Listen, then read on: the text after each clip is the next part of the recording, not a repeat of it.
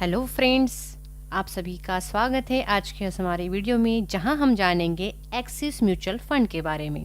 तो सबसे पहले दोस्तों, आपको पता होना चाहिए कि एक्सिस म्यूचुअल फंड में मतलब जो म्यूचुअल फंड का मीनिंग है उसका क्या मतलब है, उसके क्या बेनिफिट्स है। तो सबसे पहले म्यूचुअल फंड विविध वित्तीय साधनों के लिए किया जाता है, जिसमें स्टॉक मार्केट आता है, ब्रांड्स आते हैं या अलग ऐसे बहुत सारे ब्रांड्स आते हैं जहाँ पे हम अपना निवेश कर सकते हैं।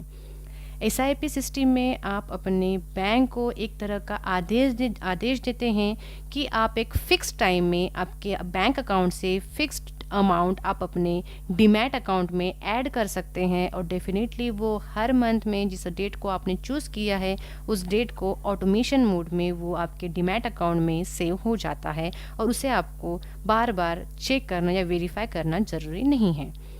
तो सबसे पहले आपको benefits of axis mutual fund के बारे में बताएंगे, जो क्या बेनिफिट्स है एक्सिस बैंक म्यूचुअल फंड के। तो सबसे पहले आप जो एसआईपी स्टार्ट कर सकते हैं वो मिनिमम 100 रुपीज़ से यहाँ पे स्टार्ट कर सकते हैं। मिनिमम 100 रुपीज़ से आप उसको अपने अकॉर्डिंग जितना आपको अमाउंट कर सकता है आप उसको एसआईपी में ऐड कर सकते हैं। साथ ही आपको यहाँ से एक प्रोफेशनल फंड मैनेजर मिलते हैं जो एक्सपर्ट्स होते हैं, उनका आपको यहाँ पे सुझाव मिलता है जो आपको सपोर्ट्स करते हैं। साथ में आप यहाँ पे वेरियस टाइप के असेट यहाँ से परचेज कर सकते हैं, और साथ ही साथ अगर आपने एसआईपी निकाली है तो आपको जो मंथ ऑफ द ईयर में आपको जो टैक्स पे करना होता है वहाँ पे आप इस एसआईपी के बिल लगाकर अपना टैक्स सेव कर सकते हैं। आप ये जो एक्सिस म्यूचुअल फंड है किस किस को बेच पाएंगे इसके बारे में जानेंगे। तो सबसे पहले आप जो इसे बेच पाएंगे वो ऑलरेडी एक्सिस म्यूचुअल फंड में उनका इन्वेस्टमेंट नहीं होना चाहिए। मतलब आपको जो म्यूचुअल फंड आप बेच रहे हैं एक्सिस का वो फ्रेश होना चाहिए। अगर किसी का ऑलरेडी एक्सिस म्यूचुअल फंड है तो डेफिनेटली आपको इसका जो पे आउट है वो रिलीज़ नहीं होगा। सेकेंडली, एज क्राइटेरिया यहाँ पे मैंडेटरी है, मिनिमम 18 ईयर्स से अबव होना चाहिए। कस्टमर के पास कस्टमर का valid Aadhaar card and pan card होना चाहिए। उनके पास जो वैलिड बैंक डिटेल्स होने चाहिए, और साथ ही साथ में क्लाइंट को फिजिकली जब केवाईसी होना है वहाँ पे आपको जो डॉक्यूमेंट्स मेंटेन कैरी करना है वह है पैन कार्ड, आधार कार्ड।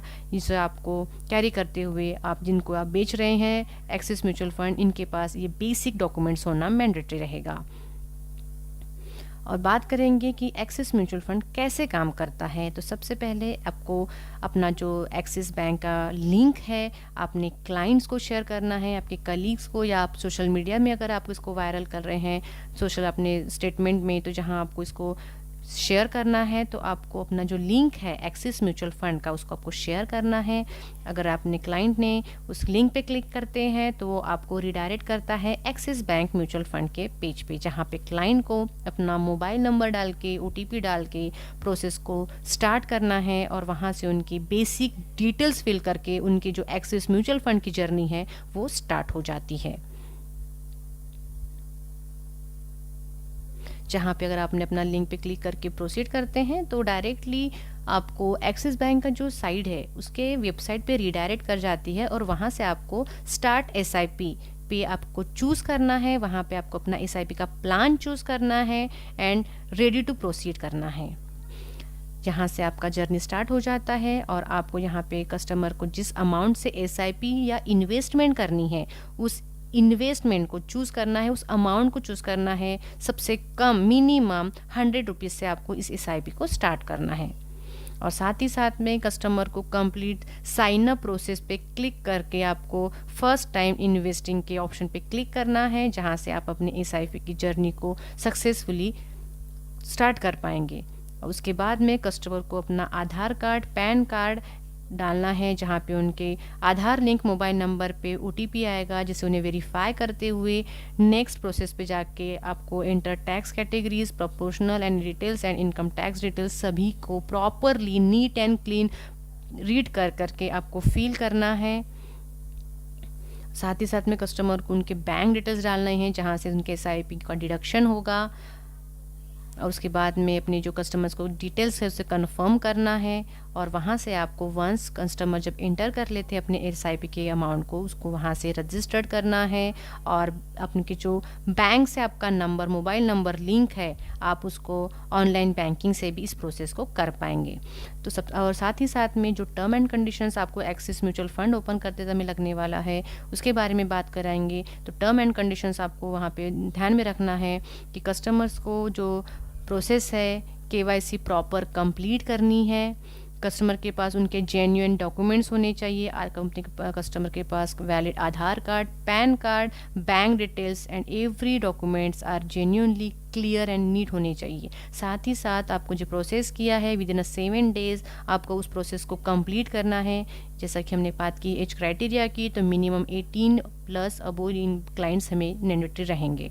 साथ ही साथ में कस्टमर को उनका जो SIP ओपन करना है मिनिमम 100 रुपीज़ से स्टार्ट करना है, और जब उनका प्रोसेस करेंगे उसे आपको सिंगल मोबाइल डिवाइस से ही कंप्लीट करना है। आप उसे अलग अलग डिवाइस से नहीं कर सकते हैं, वन टाइम में प्रोसेस होनी चाहिए। सिंगल अकाउंट आप हैंडल करेंगे, आप मल्टीपल अकाउंट से उसे प्रोसेस नहीं कर सकते। जिस अकाउंट से आप प्रोसेस करेंगे और उसी में आपका SIP का जो पे आउट है वो वहाँ उन्हें रिलीज होगा। साथ ही साथ में एक्सिस में जो ऑलरेडी एग्जिस्टिंग कस्टमर्स रहेगा उनको आप फिर से एग्जिस्टिंग कस्टमर्स को एग्जिस्टिंग म्यूचुअल फंड नहीं सेल कर पाएंगे, और करते भी हैं तो आपको उसका जो कमीशन है वो रिसीव नहीं होगा।